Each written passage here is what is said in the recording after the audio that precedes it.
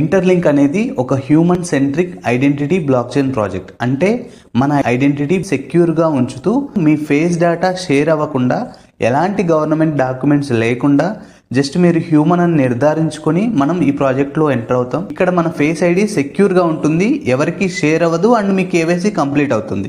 ఇలా ఒక యూజర్ ఈ బ్లాక్ చైన్ ప్రాజెక్ట్లోకి ఎంటర్ అవుతాడు.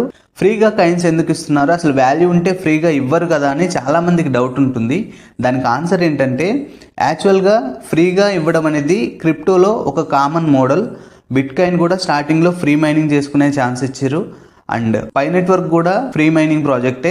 ఇక్కడ ఫ్రీగా ఇవ్వడానికి రీజన్ ఏంటంటే, ఇది ఒక స్ట్రాటజీలో భాగంగా కమ్యూనిటీని బిల్డ్ చేసుకోవడానికి ఇది ఒక స్ట్రాటజీ లాగా ఉపయోగపడుతుంది అనమాట. ఎవరైతే ఎర్లీగా జాయిన్ అవుతారో సో వాళ్ళకి ఎక్కువ రివార్డ్స్ కానీ ఎక్కువ టోకెన్స్ కానీ మైన్ చేసుకునే ఛాన్స్ ఉంటుంది. ఎవరైతే లేట్గా జాయిన్ అవుతారో వాళ్ళకి కొంచెం తక్కువ మైనింగ్ చేసుకునే ఛాన్స్ ఉంటుంది. ప్రజెంట్ ఐటీఎల్జీ టోకెన్స్ మనం ఫ్రీగా మైన్ చేసుకుంటున్నాం. సో చాలా మందికి ఉన్న డౌట్ ఏంటంటే, దానికి ఏదన్నా వాల్యూ ఉంటే ఫ్రీగా ఇవ్వరు కదా అని చాలామంది డౌట్ పడతారు.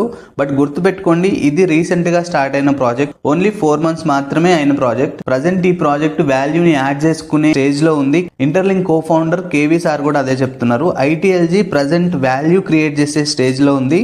ఇప్పుడే మనం దీని వాల్యూ ఎంత అని చెప్పలేం, మేము కూడా చెప్పలేమని చెప్తున్నారు. చూద్దాం దీని వాల్యూ $0.1 అవుతుందా, $10 అవుతుందా, ఈవెన్ $100 కూడా అయ్యే ఛాన్స్ ఉంది. సో ఇదంతా ఒక కోర్ టీమే కాదు, కమ్యూనిటీ అంతా కలిసి మనం దీని వాల్యూని అయితే బిల్డ్ చేయాల్సి ఉంది అని చెప్తున్నారు. ఈ జర్నీలో అందరు కలిసి ఎఫర్ట్స్ పెట్టి దీని వాల్యూని మనం పెంచాల్సి ఉంది అని చెప్తున్నారు. ఈ ప్రాజెక్ట్కి సంబంధించి